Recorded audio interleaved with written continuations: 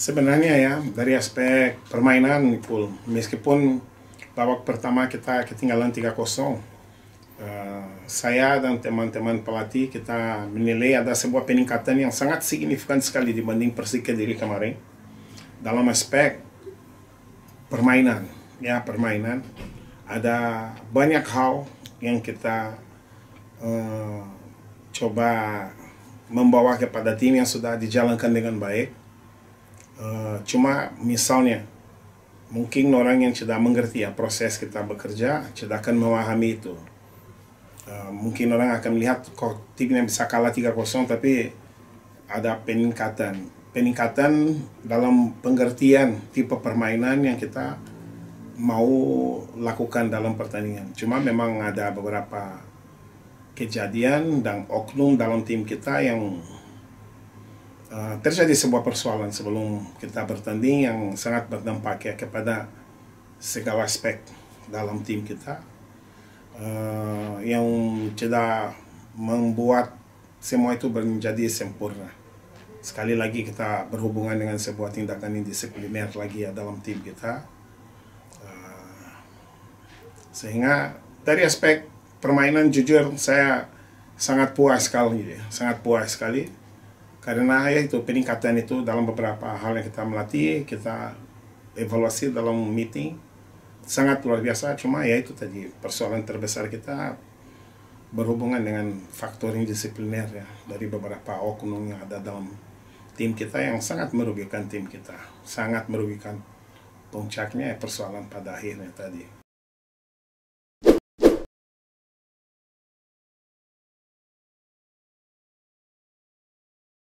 Saya akan bicara secara pribadi ya, sebagai seorang pelatih, seorang asing yang ada di negara ini.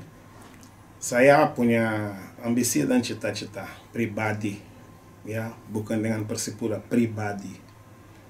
Saya pergi ke Penang sebagai pelatih, ada klausul dalam kontrak saya. Kalau saya mampu meloloskan tim saya ke AFC, ada sebagian besar dari bonus yang saya akan dapat. Kontrak saya selama di Barito 3 tahun juga ada klausul itu, bahwa kalau saya mampu membawa tim saya ke AFC, saya akan dapat sebuah bonus. Bonusnya lumayan besar ya. Di Barito kalau tidak salah 500 juta kalau saya mampu membawa tim ke AFC. Kalau tidak salah ya.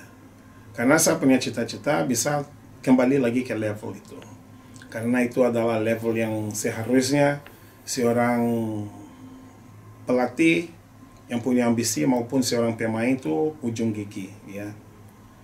Justru di Persipura saya tidak klausul itu dalam kontrak saya, dan klub ini saya mampu membawa ke AFC kembali. Kembali kepada kejadian yang tadi di lapangan, saya sampaikan bahwa saya bicara secara pribadi tadi, saya tidak bicara sebagai bagian dari Persipura. Saya bicara bahwa saya sangat kecewa. Karena apa? Seandainya kita melakukan hal yang sama dalam level AFC, kita bisa didiskualifikasi atau kita bisa dihukum seumur hidup. Seperti sudah pernah terjadi dengan salah satu sahabat saya dari Persebaya, Mursi Defendi. Hal yang sama yang saya tidak mau terjadi. Makanya tadi saya sangat malu sebagai pemimpin tim ini. Itu salah satu buktinya bahwa saya tidak mampu membina tim ini dengan baik sampai saat ini. Sampai pemain kita bisa lepas kontrol. Makanya saya sampaikan itu karena saya orangnya Ipul. Kalau saya punya sebuah masalah dengan Ipul, saya harus sampaikan langsung kepada Ipul, di muka Ipul, supaya kita bisa bersahabat kembali, kita bisa bekerja lagi. Makanya saya tadi sampaikan semua yang ada dalam hatiku. Sebelum pertandingan yang saya tidak bisa sampaikan, terus saya sampaikan semua itu karena kekecewaan itu sangat besar sekali. Jujur sangat luar biasa besar karena fokus saya bukan bermain di Liga Indonesia. Mungkin di Liga Indonesia mereka lakukan itu tidak ada hukuman, wasit tidak kasih kartu. Tapi di level internasional itu harga diri saya sebagai seorang pelatih dari Brazil itu tercoreng ya. Tercoreng, dan saya selalu bilang bahwa sebelum saya membela klub manapun, saya punya harga diri saya yang jauh lebih bernilai dan lebih tinggi dari lambang apapun ya, karena itu berhubungan dengan jati diri saya, pendidikan ibu saya, sehingga saya selalu berusaha menjaga itu sebaik mungkin gitu. Okay.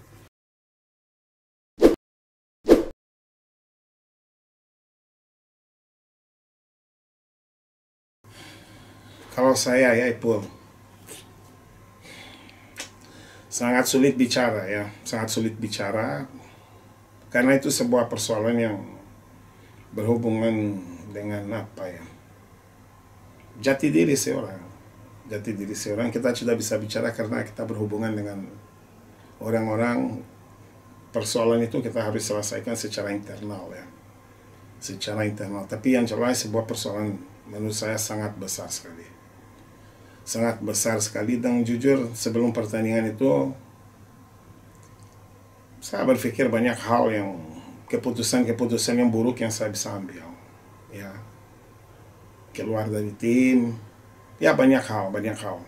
Jujur saya tadi sangat kecewa sekali karena itu terjadi dalam momen yang saya baru mau sampaikan kepada pemain susunan ya, susunan kita bertanding, terus saya baru dikasih kabar soal itu, sehingga itu adalah sebuah hal yang jujur sangat memukul saya secara pribadi. Sampai saat ini jujur saya sangat terpukul sekali secara pribadi, secara emosional.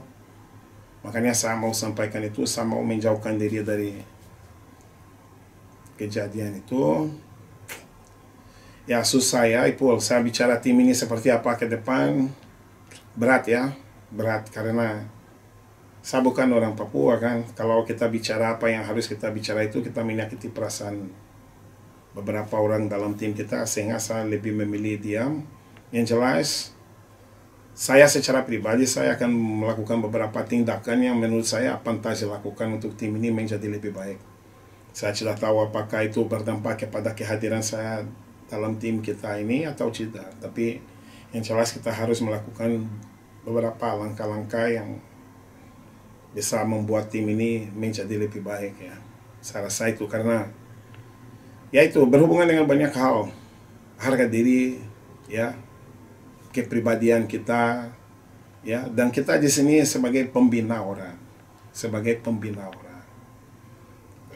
sehingga kita harus lebih adil dan jujur, karena apapun yang kita lakukan saat ini berdampak kepada orang lain, karena kita hidup dalam kerukunan ya, satu sama yang lain saling tergantung ya. Apapun yang saya lakukan, keputusan apapun yang saya lakukan itu berdampak kepada staf pelatih, manajemen maupun pemain. Misalnya kalau saya kasih materi latihan lebih, pemain bisa cedera.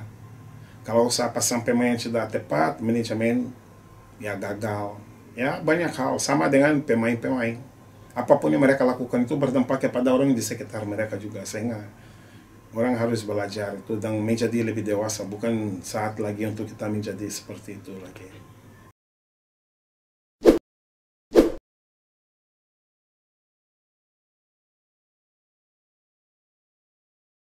Kalau saya sebenarnya kembalikan kepada pribadi masing-masing. Kita orang beragama.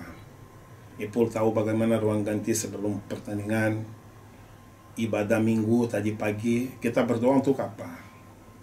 Kalau saya cuma itu saja, kita berdoa, kita minta kepada Tuhan untuk apa? Kalau saya sebenarnya kembalikan kepada itu, tidak perlu bicara banyak, tapi kita harus tahu makna dari ibadah kita hari Minggu menjelang pertandingan, makna dari nyanyian kita di ruang ganti seperti apa. Saya rasa kalau kita bisa memahami itu, kita akan bersikap lebih baik dalam keadaan apapun, meskipun kita disakiti oleh orang lain ya. Saya rasa begitu. Saya orangnya Ipul, saya datang dari sebuah lingkungan yang sangat luar biasa keras jauh lebih keras dari Papua ya. Saya sudah pernah mengalami beberapa hal dalam masa kecil saya, dalam hidup saya. Generasi saya, teman saya sekampung, mungkin ada sekitar 4-5 yang masih hidup sampai saat ini. Tapi puji Tuhan saya diberkati dengan sangat luar biasa. Tapi itu tidak membuat saya melampiaskan emosi saya atau yang dulu itu hidupkan kembali dalam hidup saya. Saya coba selalu mengontrol diri ya. Kalau manusia tidak bisa mengontrol diri, kita melakukan banyak hal yang membuat kita menyesali di kemudian hari. Saya sudah mulai terima SMS di sini, orang minta maaf. Saya tidak balas karena saya rasa saya tidak mau munafik ya. Saya cuma akan balas saat hatiku bisa menerima soal itu dan bisa mengerti ya permintaan maaf itu. Makanya saya rasa apa yang saya bisa sampaikan yaitu tadi, kita memahami makna dari ibadah kita dalam keseharian, makna dari doa kita. Saya rasa kalau kita bisa mengerti hal seperti itu, kita akan respect sesama manusia gitu. Oke, Coach terakhir.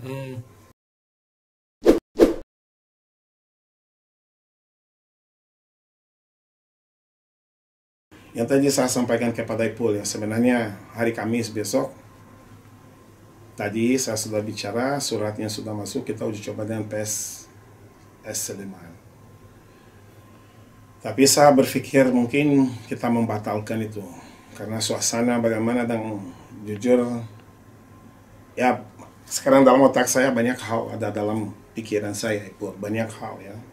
Sehingga saya nanti akan bicara dengan manajemen, puji Tuhan ada di sini, momen yang tepat, mereka bisa jadi saksi dari semua yang terjadi. Saya akan bicara dengan manajemen sehingga di situ kita akan ambil sebuah keputusan untuk ke depan. Yang jelas, secara lisan kita uji coba dengan PSS Sleman tanggal 17 di Cikarang nanti. Bisa saja lawannya juga melihat kita berperilaku seperti tadi, mereka tidak mau membahayakan pemainnya. Banyak hal bisa terjadi, sehingga untuk sementara yang saya bisa sampaikan adalah yaitu ada uji coba dengan PSS Sleman tanggal 17 besok. Tapi nanti kita akan melihat, saya harus diskusi dengan manajemen dulu. Saya juga harus kembalikan menenangkan diri ya, untuk saya bisa bekerja dengan tenang juga gitu. Oke, Coach. Oke. Terima kasih banyak, Coach.